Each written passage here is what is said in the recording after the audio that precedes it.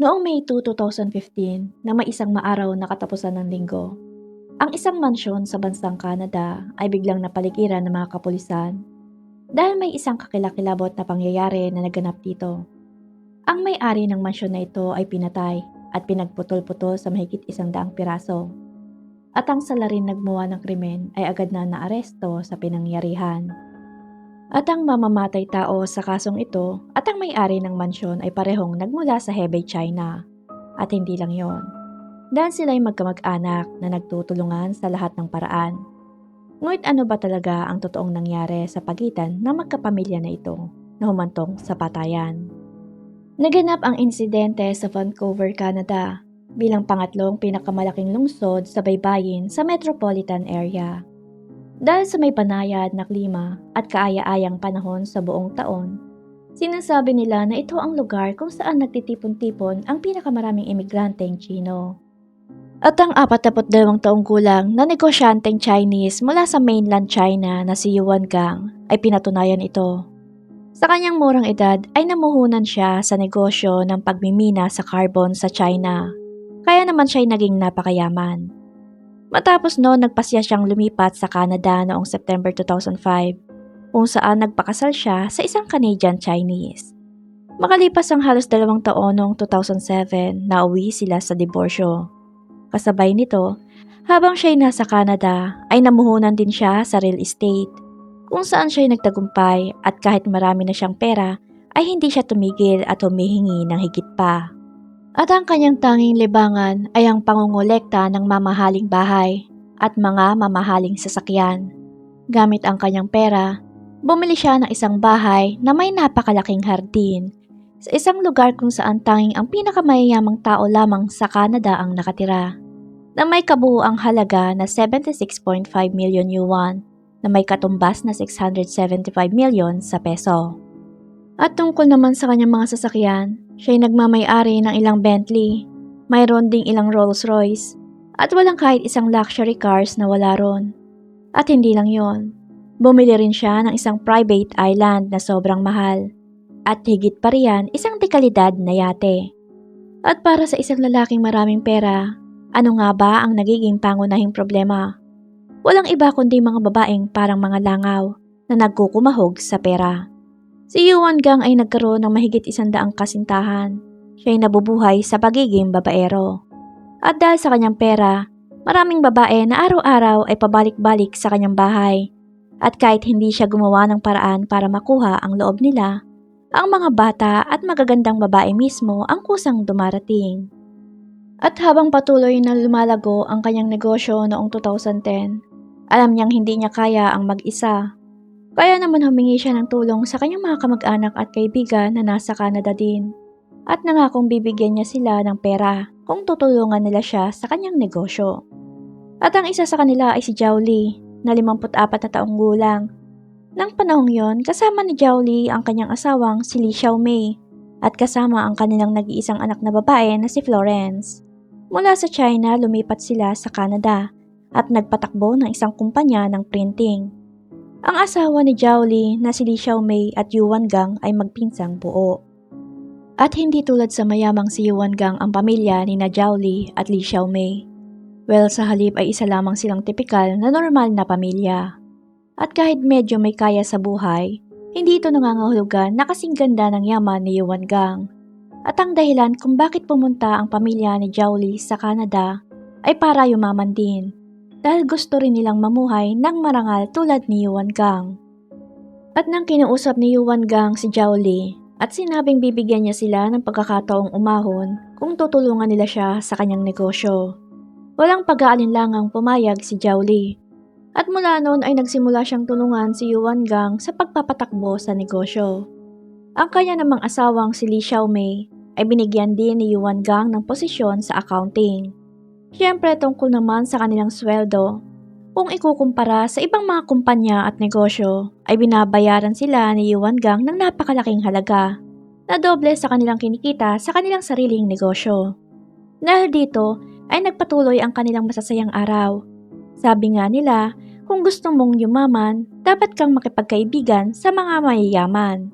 At dahil sina Yuan Gang at Zhao Li ay sobrang malapit sa isa't isa, si Zhao Li ang naging isang mapagkakatiwalang tao sa tabi ni Yuan Gang. Kaya naman ang buong pamilya ni Zhao Li ay natural na simulan din ang pagtamasa ng marangyang pamumuhay. Samantala, ang anak na babae ni na Zhao Li at Li Xiaomei na si Florence na 26 na taong gulang ay talaga namang maganda.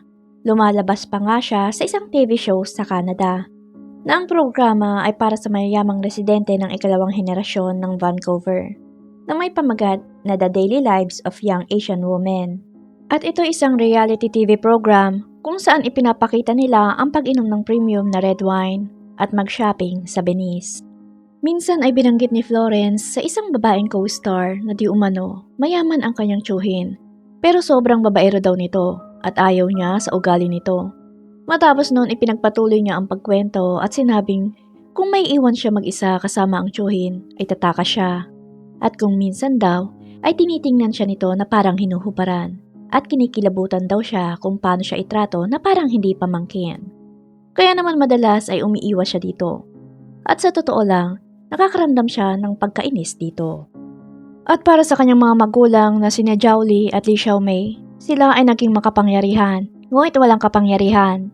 Dahil si Yuan Gang pa rin ang kanilang boss na nagpapasweldo sa kanila at tumatanggap sila ng tulong sa ngayon. Kaya naman paulit-ulit lang silang nagsasabi ng oo, pwede, sige, na parang naging sunod-sunuran sa mga pinagpapagawa ni Yuan Gang. At di umano, kung itrato daw sila nito ay parang mga basura at hindi lang isa o dalawang beses nagalit si Zhao Li sa inaasal ni Yuan Gang. Ngunit ano nga ba ang magagawa niya? Hanggang sa nasabi niya ang mga salitang nag-udyok sa pagpatay. Ang insidente ay sumiklab noong May 2, 2015. Noong araw daw na yon, pinag-uusapan ni na Zhao Li at Yuan Gang ang mga kasunduan sa negosyo. Matapos nun, ay biglang naiba ang sinabi ni Yuan Gang. Ang anak mo, si Florence, paano kung ipakasal mo siya sa akin? Kung ipapakasal mo siya sa akin, ibibigay ko sa iyo ang 50% ng stocks ng aking negosyo. Alam mo naman kung magkano yon, di ba? Kaya ibigay mo sa akin ang anak mo. Noong una ay inakala ni Zhao Li na siya'y nagbibiro lamang, kaya binaliwala niya lang ito. Pero muling binanggit ito ni Yuan Gang. Gusto ko talagang pakasalan ang anak mong si Florence. At sa puntong ito, si Zhao Li ay biglang nagalit dahil hindi niya na matiis ang pinagsasabi ni Yuan Gang at sinabing, Hoy, mahiya ka naman. Kamag-anak mo si Florence, pamangkin mo siya. Sa tingin mo, normal lang ba sa isang tao na pakasalan ang kanyang pamangkin? Seryoso ka ba? Ang dami mo nang sinasabing kalokohan. Tigilan mo ang anak ko. Sarili kong anak na maayos kong pinalaki tapos ay ipakakasal ko lang sa'yo. Natsuhin niya. At katugo pa.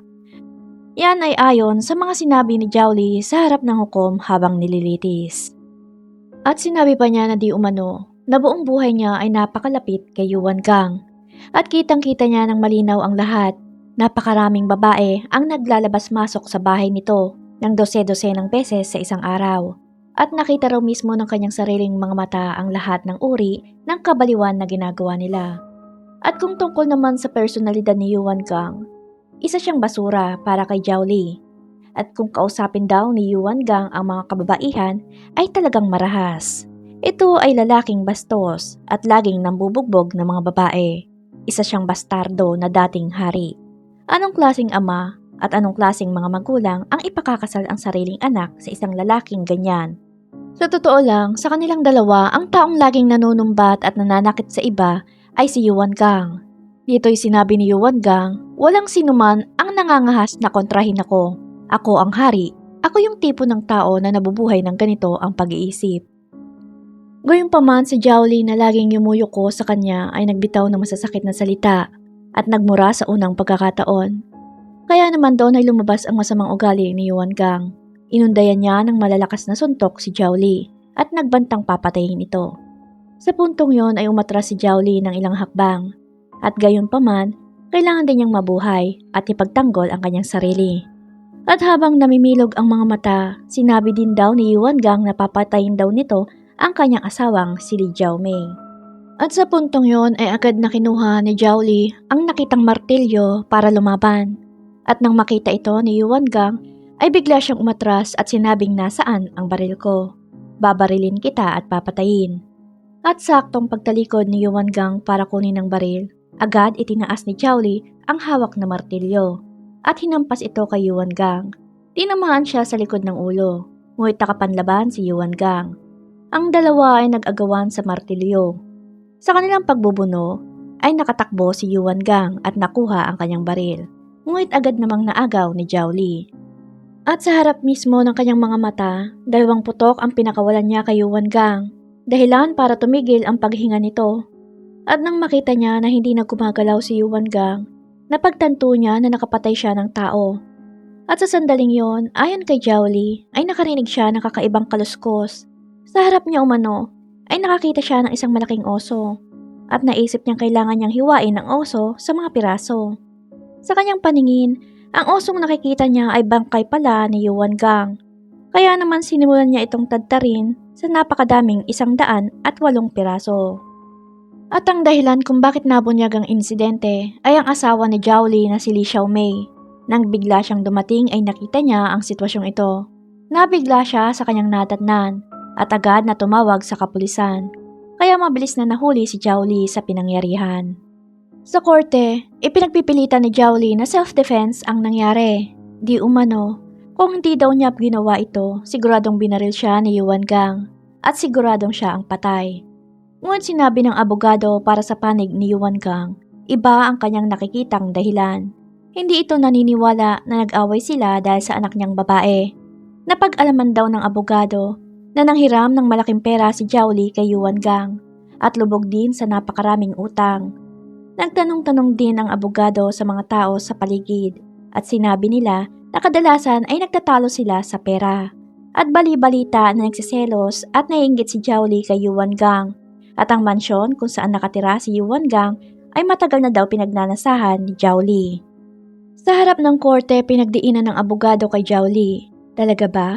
Pinagnanasahan ni Yuan Gang ang anak mo? Kaya ka nagalit dahil dito at lumala hanggang sa puntong napatay mo siya? Asan ang ebidensya mo? O di kaya'y ayaw mong ibalik ang pera na hiniram mo? Dahil ikaw ay isang sakim at inggit sa lahat ng bagay. Dahil sa daming naipon mong mga problema hanggang ngayon. Kaya't hindi ba't iyon ang dahilan kung bakit mo siya pinatay?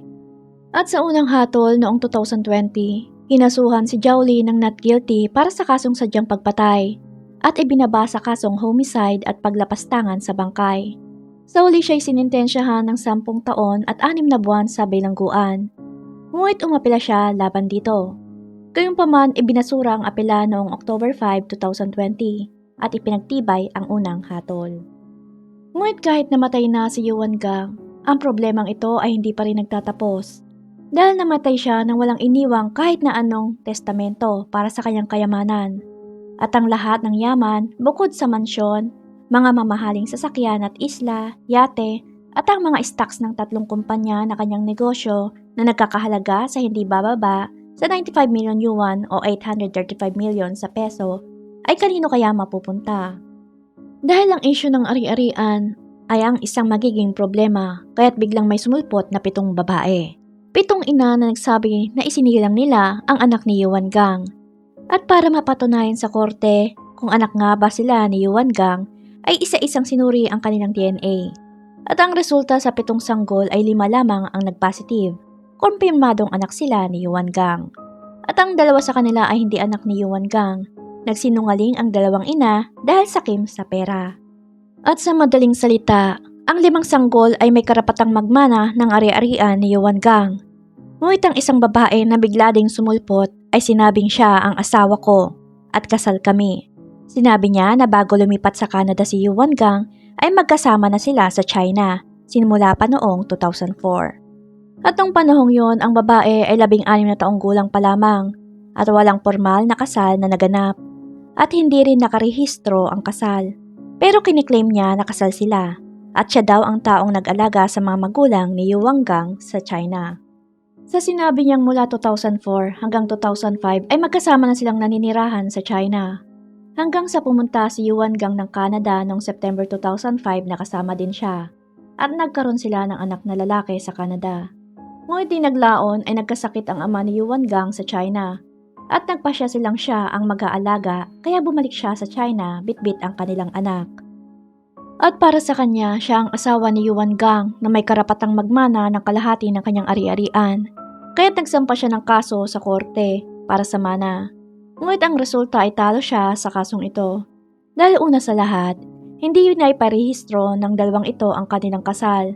At tulad ng nabanggit ko kanina, si Lee Yuan Gang ay dumating sa Canada noong September 2005 at nagpakasal siya sa isang babaeng Chinese-Canadian national. Kaya siya nakakuha ng residence permit noong 2007. Ngunit pareho silang nagdiborsyo. Pero sinasabi ng babaeng nagka-claim na simula bago siya pumunta sa Canada noong 2004 ay magkasama silang naninirahan sa China. At maging sa Canada ay magkasama rin silang lumipat na nagkaroon sila ng isang anak na lalaki. Ngunit kahit may anak na sila at nagsasama sa Canada, bakit nagpakasal si Yuan Gang sa ibang babaeng Chinese-Canadian na wala siyang pagtutol? Bukod pa riyan, kung sila ay totoong mag-asawa gaya ng sinasabi niya, dapat mayroon silang ilang record ng mga tawag or text messages mula sa 2 taon bago ang pagkamatay ni Yuan Gang. At nang suriin ang ilang detalye, napag-alaman nilang hindi sila nag-uusap. Walang kahit na anong record sa kanilang cellphone. Kaya't sinabi ng hukom na hindi siya sigurado kung talagang mag-asawa sila. Walang paraan para patunayan na itinuring siyang asawa ni Yuan Gang. At sinusubukan lang niyang kunin ang kalahati ng mana, kaya't natalo siya sa kaso. At sa malaking mansyon na naiwan kung saan naganap ang insidente, sinasabing pinapaupahan ito. Ngunit dahil sa may namatay o may nangyaring masama dito, marami ang umayaw at tumatangging pumasok dito. Kaya noong panahong yon ay hirap ding maibenta ang bahay at tuluyang napabayaan. Ngunit di naglaon, isang pamilyang Iranian ang nakabili dito. Sa pagbabalik tanaw sa buong pangyayari, ang mayamang si Yuan Gang ay namumuhay bilang isang matagumpay na tinatamasa ang kayamanan at kaluwalhatian na may mahigit 100 kasintahan. Ngunit ang kanyang kasakiman ay walang hanggan. At kung totoo ang sinasabi ni Zhao Li na para kay Yuan Gang, tila madali lang ang mundo. Yumuyuko at napapanganga ang lahat sa bawat salita niya. Lahat ay nangyayari ng eksakto sa paraang gusto niya. At sinabi pang, kung pamangkin ko man siya o ano paman, basta maganda siya, babae ko siya. Sa totoo lang, itong si Florence na nabanggit ko kanina, sa tuwing darating sa programang reality TV show na kanyang nilahukan, ay nagmamaneho ng isang mamahaling Rolls Royce na sasakyan. At sinasabi sa lahat na kanya yon. At ipinagmamalaki pa sa lahat na siya ay nagmamay-ari ng isang isla. At isinama pa niya ang lahat pati mga host para doon mag-shoot. Ipinagmamalaki din niya ang napakalaking kayamanan. Kaya nang makita ito ng mga netizen, sinimulan nilang magbigay ng iba't ibang komento dito. Tulad ng, tiningnan ko ng maigi. Sa kanya ba talaga yon? But wait, pagmamay-ari yon ng uncle niyang si Yuan Gang. Kaya sa mga oras na yon, sabi nila, ang lahat ng ari-arian ng tiyuhin niyang si Yuan Gang ay pinangangalandakan nilang parang kanila. Gayunpaman, ang mayamang si Yuan Gang na gustong ipatong ang kanyang kamay sa kanyang magandang pamangkin ay namatay ng malungkot sa kamay ng mga sakim na kamag-anak. Ito ang simula at wakas ng kaso ng pagpatay sa mayamang emigrante sa Canada. Yun lamang po para sa araw na ito.